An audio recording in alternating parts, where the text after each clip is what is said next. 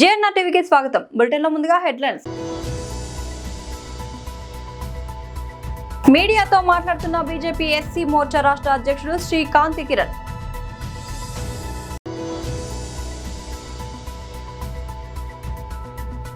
తెలంగాణ భవన్లో బీఆర్ఎస్ నాయకుల press meet.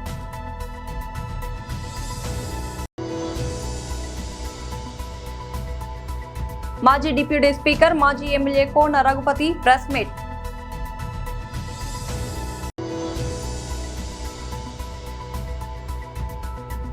వృద్ధి మంత్రం పొదుపు సూత్రం రేపే కేంద్ర బడ్జెట్. మీడియాతో మాట్లాడుతున్న బీజేపీ ఎస్సీ మోర్చా రాష్ట్ర అధ్యక్షుడు శ్రీ కాంతి కిరణ్. జై గురుదేవ్. భారతీయ జనతా పార్టీ ఎస్సీ మోర్చా తెలంగాణ ఆధ్వర్యంలో ప్రియతమ ప్రధాని నరేంద్ర మోడీ గారి ఆశయాలకు అనుగుణంగా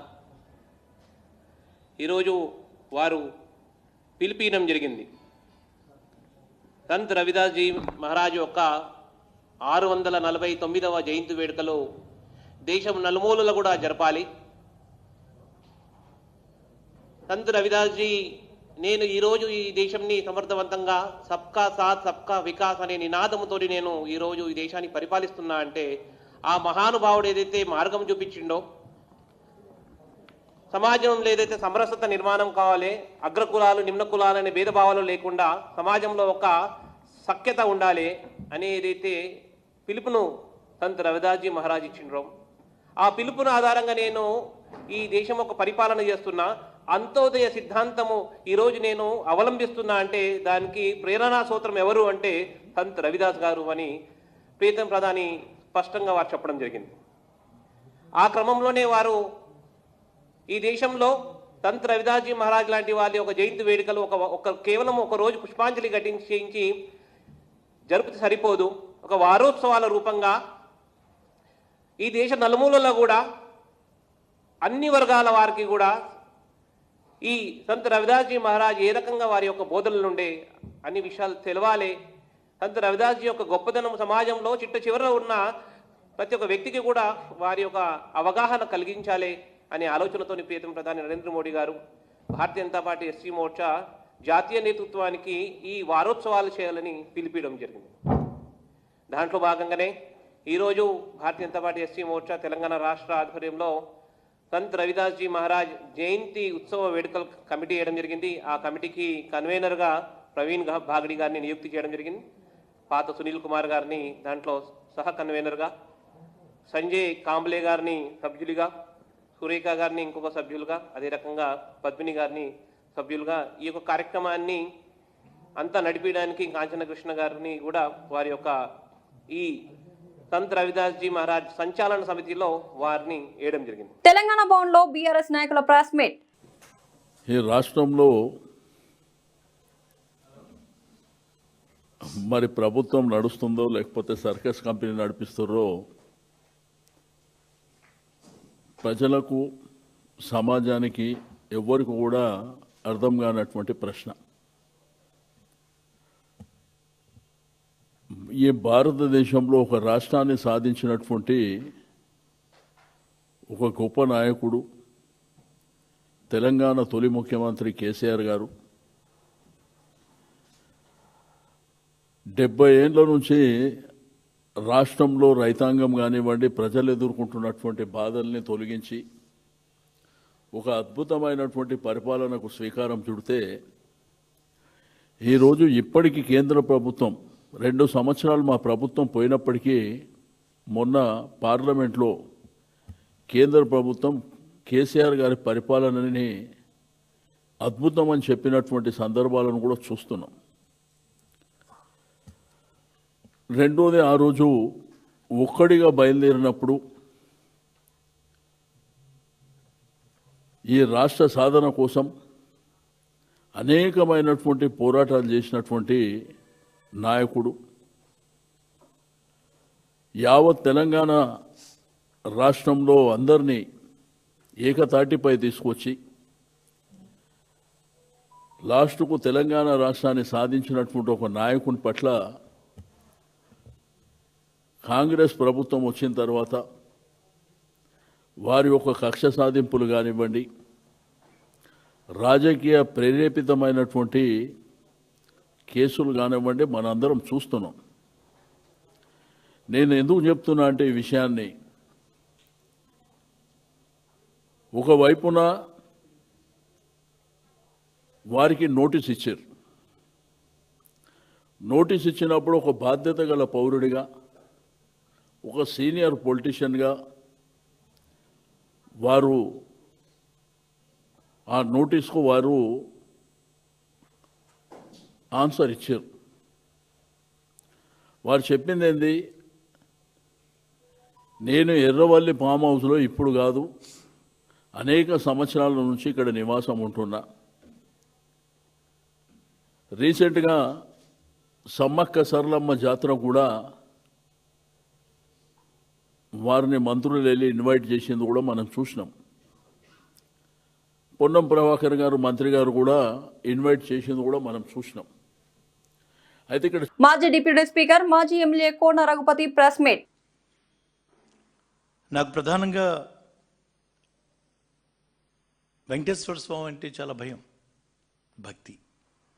ఏదన్నా ఆలోచన చేయాలన్నా, ఏ పని మొదలుపెట్టాలన్నా ముందుగా స్వామిని మనసులో తలుచుకొని మొదలుపెట్టేటువంటి ఆలోచన చేస్తాం. అటువంటిది ఏ భయం భక్తి అనేది లేకుండా నేరుగా స్వామిని కూడా రాజకీయాల్లోకి లాగచ్చు అంటే ఇది చేయటం ద్వారా భక్తుల మనోభావాలతో ఆడుకుంటున్నానని కూడా భయం లేదు. అవతల ప్రత్యర్థి జగన్మోహన్ రెడ్డి గారిని, ఆయనకున్నటువంటి క్రెడిబిలిటీని దెబ్బ కొట్టాలి అనేటువంటిది ఒకటే లక్ష్యం. ఎందుకంటే ఇక్కడ ఎన్నికలు అయిపోయాయి, మంచి బలంతోనే వచ్చే అధికారంలోకి, అయినా తృప్తి లేదు. ఒక రాజకీయ కక్ష సాధింపు, తెలిసి తెలియని విధంగా ఒక చిన్నవాడు అప్పుడే వస్తున్నటువంటి రాజకీయాలకు వచ్చేటువంటి Lokesh red book red dairy అంటూ ఉంటే తెలియనితనం లేనుకోవచ్చు. అన్నీ తెలిసి 3 సార్లు ముఖ్యమంత్రి చేసి 4వసారి పీఠం ఎక్కినటువంటి చంద్రబాబు నాయుడు సైతం మరి ఈ రకమైనటువంటి క్రీడ తీస్తారని చెప్పి నేనైతే ఊహించలేదు. దీనికి కారణం ఏమై ఉంటుంది? అప్పటిదాకా చంద్రబాబు నాయుడు గమనించింది, జగన్మోహన్ రెడ్డి గారిని, ఆయన పరిపాలనని అంచనా వేయటంలో విఫలమయ్యాడు. జగన్మోహన్ రెడ్డి గారు 2019-24లో కోవిడ్ లాంటి మహమ్మారి వచ్చినా ఆయన చెప్పినటువంటి ప్రతి ఒక్క పనిని పూర్తి చేశాడు. ఈ పూర్తి చేయటానికి ఆ రోజు కేంద్ర ప్రభుత్వం కూడా సహకరించింది. జగన్మోహన్ రెడ్డి గారు తన స్టాండ్ని చాలా స్పష్టంగా చెప్తూ తన క్రెడిబిలిటీని నిలబెట్టుకుంటూ పరిపాలన చేసిన విధానాన్ని ఆయనకు ఒక రకంగా భయం. ఈరోజు మనం చూస్తున్నాం, అదే నిజమైంది. 22 నెలలు దాటి 23 నెలలకు వచ్చాం. ఏ ఒక్క పారామీటర్ కూడా జగన్మోహన్ రెడ్డి గారిని వాళ్ళు సమానం చేయలేకపోతూ ఉన్నారు. ఊరికి మచ్చుకి ఒక్కటి చెప్తాను, నేషనల్ హైవేస్లో ఆ రోజు చెప్పిన దాని ప్రకారం గత ప్రభుత్వంలో యూపీ తర్వాత ఆంధ్రప్రదేశ్ జగన్మోహన్ రెడ్డి గారి హయాంలోనే మన రాష్ట్రంలో అత్యధికంగా నేషనల్ హైవేస్ని మరి వేసింది మన రాష్ట్రంలోనే. అలా అదొకటేంటి, ఏది తీసుకున్నా మరి అంశాల వారీగా చాలా స్పష్టమైనటువంటి విధానంతో ఆ రోజు ఉన్నటువంటి కేంద్ర ప్రభుత్వంలో ఉన్నటువంటి బీజేపీకి మద్దతు తెలుపుతూ బాధ్యతగా రాష్ట్రానికి ఒక పైసా రావాల్సిన ముక్కు పిండి వసూలు చేసుకున్నటువంటి విధానం ఈరోజు జగన్మోహన్ రెడ్డి గారిని చూసి ఎవరైనా నేర్చుకోవాల్సింది అన్నట్టుగా ఉంది. ఆ దృష్టి మళ్లించడానికి, జగన్మోహన్ రెడ్డి గారి మీద ఉన్నటువంటి ఆయనకున్నటువంటి క్రెడిబిలిటీని దెబ్బకొట్టడానికి ఈరోజు ఇది ఒక కుట్రగా నేను భావిస్తాను. కేంద్ర ఆర్థిక మంత్రి నిర్మలా సీతారామన్ రేపు ఫిబ్రవరి 1న పార్లమెంట్లో 2026-27 వార్షిక బడ్జెట్ను ప్రవేశపెట్టనున్నారు.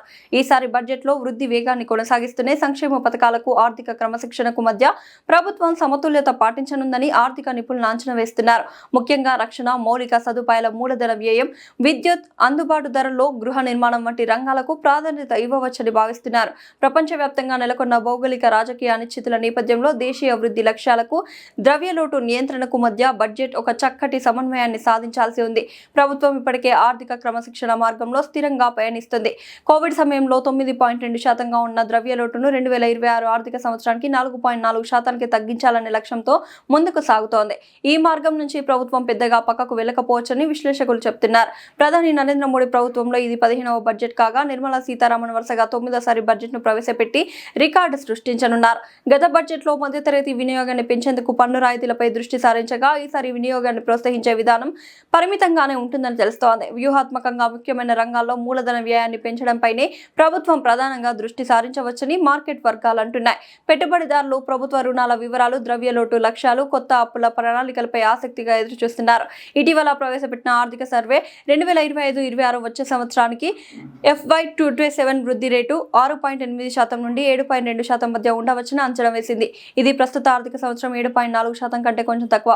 బడ్జెట్ ప్రాధాన్యతను దృష్టిలో ఉంచుకొని ఫిబ్రవరి 1 ఆదివారం అయినప్పటికీ స్టాక్ ఎక్స్చేంజ్లో పూర్తిస్థాయి ట్రేడింగ్ నిర్వహించాలని నిర్ణయించారు. వచ్చే ఆర్థిక సంవత్సరం బీసీల సంక్షేమానికి, అభివృద్ధికి బీసీల బడ్జెట్ను 25,000 కోట్లు కేటాయించాలని బీసీ సంక్షేమ సంఘం జాతీయ అధ్యక్షుడు ఎంపీ ఆర్ కృష్ణయ్య అధ్యక్షతన 14 బీసీ సంఘాలు డిమాండ్ చేశాయి.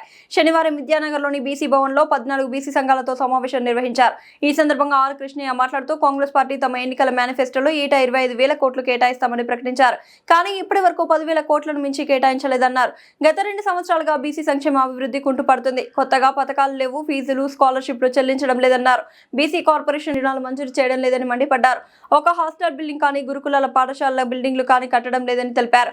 స్థానిక సంస్థల రిజర్వేషన్లు 42% పెంచుతామని వాగ్దానం చేసి పెంచలేదన్నారు. బీసీలను విద్య, ఉద్యోగ, ఆర్థిక, రాజకీయ రంగాల్లో అణచివేస్తున్నారని అన్నారు. ప్రభుత్వం తమ వైఖరిని మార్చుకోకపోతే రానున్న మున్సిపల్ కార్పొరేషన్, జీహెచ్ఎంసీ ఎన్నికల్లో ప్రజలు తగిన బుద్ధి చెప్తారని హెచ్చరించారు. ఇలాంటి వ్యతిరేక కార్యకలాపాలను మార్చుకోకపోతే తిరుగుబాటు తప్పదని తెలిపారు.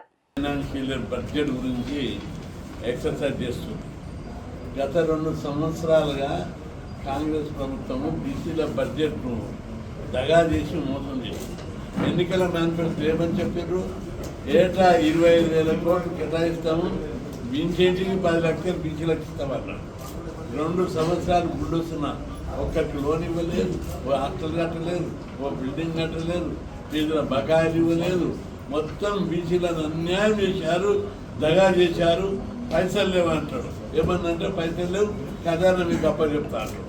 పైసలు లేకపోతే రిజర్వేషన్లు పెట్టడానికి నీకు ఇబ్బంది ఉందని నేను ప్రశ్నిస్తున్నా. అందుకే ఈ వచ్చే సంవత్సరం బడ్జెట్ లోపల ఇప్పుడు ఎక్సర్సైజ్ చేస్తున్నారు ఫైనాన్స్ మినిస్టరు. అందుకే దీన్ని 25,000 కోట్లకు వెంటనే పెంచాలని చెప్పి మేము డిమాండ్ చేస్తున్నాం. అదేవిధంగా లోన్లు లాస్ట్ 2 ఇయర్స్ నుంచి ఒక్కరికి కూడా ఇవ్వలేదు. ఆ మధ్య ఇస్తామని చెప్పి దాదాపు 10 లక్షల దరఖాస్తులు తీసుకున్నారు. గత 15 ఏళ్ళుగా బీసీ కార్పొరేషన్ను నిర్వీర్యం చేశారు, దగా చేశారు. బీసీ కార్పొరేషన్ ఉనికి లేకుండా చేశారు. దానికి ఆఫీసులు లేవు, అడ్రస్సులు లేవు, ఏ స్టాఫ్ లేదు. కాబట్టి బీసీ కార్పొరేషన్ పునరుద్ధరించాలి. ప్రతి జిల్లాలో అర్హులైనటువంటి వాళ్లకు ఒక్కొక్క కుటుంబానికి 10 లక్షల రూపాయలు ఇవ్వాలని చెప్పి డిమాండ్ చేస్తున్నారు. అదేవిధంగా హాస్టళ్లకు, సొంత భవనాలకు బడ్జెట్ లేదు, ఒక్క బిల్డింగ్ కట్టలేదు. ఆ బిల్డింగ్ కట్టడానికి 1000 కోట్లు కేటాయించాలి. బీసీ కార్పొరేషన్కు 5,000 కోట్లు కేటాయించాలని చెప్పి ఈ బడ్జెట్ లోపల మొత్తం 25,000 కోట్లు కేటాయించి వాళ్ళ యొక్క అభివృద్ధికి చర్యలు తీసుకోవాలి. లేని పక్షంలో ఈ సంవత్సరం బీసీ ఉద్యమాల సంవత్సరం ఉంటుంది. ఒక్కొక్కరిని ఎవరిని కూడా వదిలిపెట్టాం. ఇప్పటికే బీసీ సర్పంచులు అక్కడ బీసీ రిజర్వేషన్లలో అన్యాయం చేశారు. అయినా మీకు వాత పెట్టి 42 నుంచి 22కు తగ్గించి ప్రాక్టికల్గా జరగల 15% తగ్గించారు. దాన్ని మేము కొట్లాడి దాని ఇంతకు ఓపెన్ కాంపిటీషన్లో 52% మంది గెలిచారు. ఇప్పుడు కూడా ఎంపీటీసీ, జెడ్పీటీసీ, మున్సిపాలిటీలో మొత్తం బీసీలో గెలుస్తున్నారు అని చెప్పి ఈ సందర్భంగా మేము హెచ్చరిస్తున్నాను. గోదావరి కనిలోని గోదావరి నది తీరాన సమ్మక్క సారలమ్మ జాతరకు రామగుండం మాజీ ఎమ్మెల్యే కోరకంటి చందర్ తన కుటుంబ సభ్యులతో బీఆర్ఎస్ పార్టీ నాయకులతో కలిసి విచ్చేసి ఆ అమ్మవార్లకు మొక్కులను తీర్చుకున్నారు. మాజీ ఎమ్మెల్యేకు జాతర కమిటీ అధ్యక్షులు పిన్నింటి శ్రీనివాసరెడ్డి, ఈవో కాంతారెడ్డి, జాతర కమిటీ సభ్యులు స్వాగతం పలికారు. మాజీ ఎమ్మెల్యే సమ్మక్క సారలమ్మలను దర్శనం చేసుకుని అందరినీ చల్లగా చూడాలని వేడుకున్నారు. ఈ సందర్భంగా మాజీ ఎమ్మెల్యే మాట్లాడారు. ఈ కార్యక్రమంలో బీఆర్ఎస్ పార్టీ నాయకులు మూల విజయారెడ్డి, పిటి స్వామి, మారుతి, మురళీధర్ రావు, కల్వచర్ల కృష్ణవేణి, బాది అంజలి, సట్టు శ్రీనివాస్, అచ్చెవీను, చింటూ తదితరులు పాల్గొన్నారు. తీర్చే కొంగు బంగారం సమ్మక్క సారలమ్మ తల్లులు గోదావరి నది తీరాన ఈ పారిశ్రామిక ప్రాంతంలో సమ్మక్క సారలమ్మ జాతర ఘనంగా జరుగుతూ ఉంటుంది. ప్రతి 2 ఏళ్లకు ఒకసారి. ఈ సంవత్సరం కూడా ఈ యొక్క ప్రాంతంలో ఉన్నటువంటి భక్త మహాజనులందరూ కూడా ఈ యొక్క పూజలలో పాల్గొని వారు కోరుకున్నటువంటి కోరికలన్నీ తీరాలని, వాళ్ళ కష్టాలన్నీ బాధలన్నీ పోవాలని ఈ యొక్క ప్రార్థనలలో దేవుని దగ్గర మొక్కులు చెల్లించుకోవడం జరిగింది. అందులో భాగంగా ఆనవాయితీలో భాగంగా మేము ప్రతి ఏటా కూడా మా ఎత్తు బంగారం చెల్లించడంతో పాటు ఇక్కడ దర్శనం చేసుకోవడం, ఇక్కడ పూజలు చేయడం ప్రతి 2 ఏళ్లకు ఒకసారి జరుగుతూ ఉంటుంది. ఈ ఏటా కూడా ఇక్కడ ప్రార్థనలు చేసి దండం పెట్టడం జరిగింది. 2 ఏళ్లకు ఒకసారి జరిగేటువంటి ఈ యొక్క మహా జాతర ఈ యొక్క పారిశ్రామిక ప్రాంతంలో ఉన్నటువంటి భక్తజనులందరూ కూడా పాల్గొన్నటువంటి అందరికీ కూడా మంచి జరగాలని, వారి కోరికలు అన్నీ కూడా నెరవేరాలని, అదేవిధంగా తెలంగాణ రాష్ట్రం గౌరవనీయులు తెలంగాణ తొలి ముఖ్యమంత్రి వర్యులు ఉద్యమ మహాసారథి కేసీఆర్ గారి నేతృత్వంలో ఈ ప్రాంత ప్రజల విముక్తి కోసం ఆనాడు సమ్మక్క సారలమ్మలు ఏ విధంగా అయితే పోరాటం చేసిండ్రో, ప్రాణాలను త్యజించిండ్రో, అదేవిధంగా కేసీఆర్ గారు సైతం ప్రాణాలను త్యజించడానికి సిద్ధపడి ఈ తెలంగాణ రాష్ట్రాన్ని సాధించి ఈ ప్రాంతంలో ఉన్నటువంటి ప్రతి ఇంటికి సంక్షేమ పథకాన్ని, ప్రతి ఒక్కరికి ఇలా అభివృద్ధి ఫలాలను అందించినటువంటి గౌరవనీయులు దశాబ్ది కాలంలో పరిపాలన చేసినారు. వారి పరిపాలన మళ్ళీ కావాలని ఇలా కోరుకుంటున్నటువంటి సందర్భం. ఎన్నికల సమయంలో ఇచ్చినటువంటి హామీలను ఒక్కటి కూడా నెరవేర్చినటువంటి ఈ యొక్క ప్రభుత్వ దురహంకార నియంత పాలనకు చరమగీతం పాడేటువంటి విధంగా ఇలా అమ్మవారు దీవించాలని, కేసీఆర్ గారు మళ్ళీ ముఖ్యమంత్రి కావాలని, రాబోయేటువంటి రామగుండం మున్సిపల్ కార్పొరేషన్ ఎన్నికల్లో బీఆర్ఎస్ పార్టీ తరఫున పోటీ చేస్తున్నటువంటి ప్రతి ఒక్క అభ్యర్థికి ఆ అమ్మవారి దీవెనలతో వాళ్ళు గెలవాలని, ఈ ప్రాంతంలో జరుగుతున్నటువంటి దుర్మార్గమైనటువంటి నియంతమైనటువంటి పాలనకు చరమగీతం పాడాలంటే ప్రశ్నించేటువంటి గొంతుకల ద్వారానే అది సాధ్యం. అనేక విధాలుగా నష్టం జరిగినటువంటి ఈ యొక్క ప్రాంత ప్రజలకు ఇలా కన్నీరు పెడుతుంది సింగరేణి మరియు రామగుండం పారిశ్రామిక ప్రాంతం.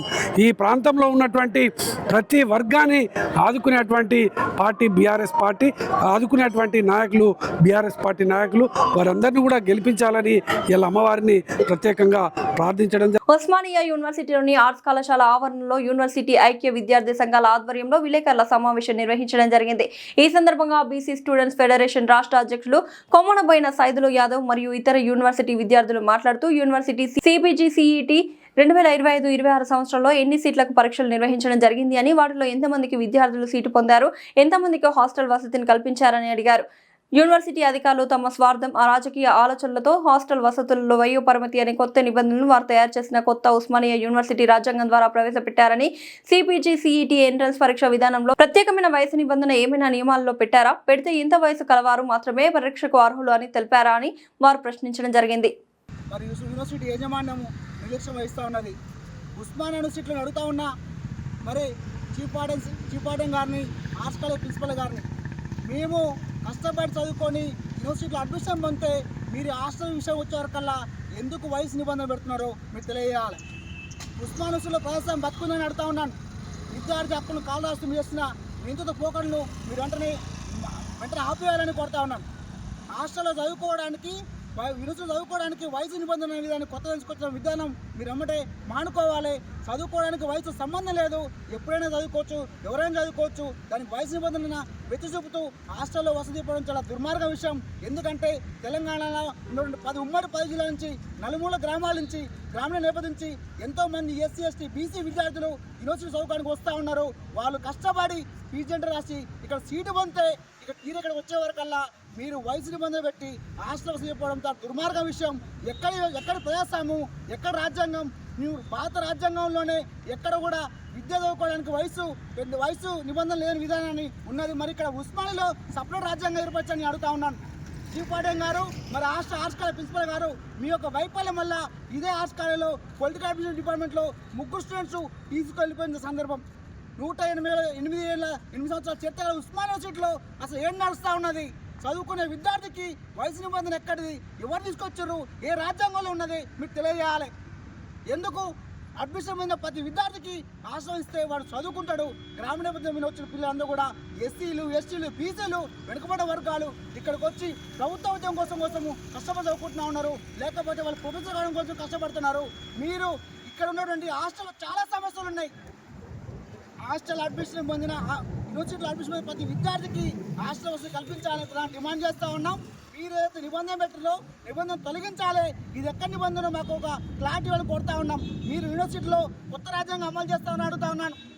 అరే కష్టపడి చదువుకొని పైకి వచ్చి యూనివర్సిటీలో సీటు కొంటే మాకు వచ్చిన వారికి ఇక్కడ హాస్టల్ వేయడానికి ఇబ్బంది ఉంది. మీకు రాజకీయాలు చేస్తున్నారు, విద్యా సంఘాలు మాట్లాడుతున్నారు. ప్రజాస్వామ్యంలో భావస్వేచ్ఛ ప్రకటన ఎవరికే ఉంటుంది. ఆర్టికల్ 19 ప్రకారం రాజ్యాంగం కల్పించింది.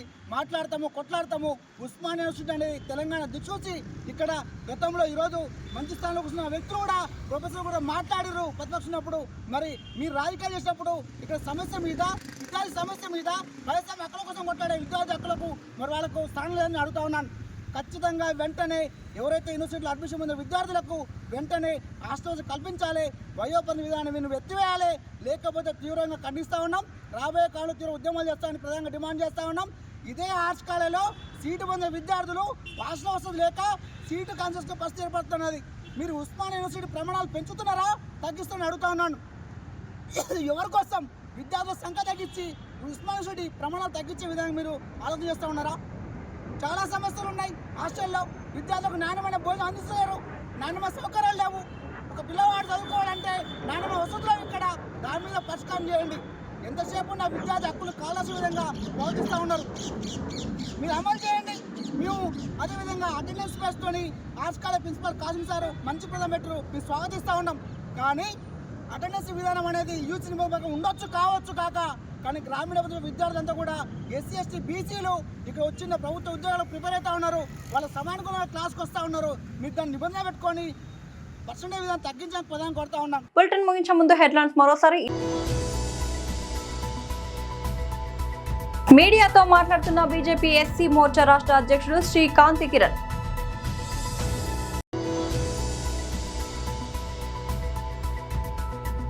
తెలంగాణ భవన్లో బీఆర్ఎస్ నాయకుల ప్రెస్ మీట్.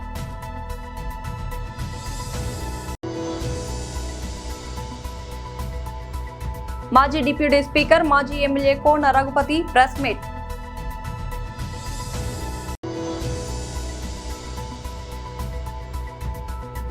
వృద్ధి మంత్రం, పొదుపు సూత్రం, రేపే కేంద్ర బడ్జెట్. ఇది వాటి బులెటిన్ అప్డేట్. మరొక బులెటిన్లో మళ్ళీ కలుద్దాం. అంతవరకు సెలవు.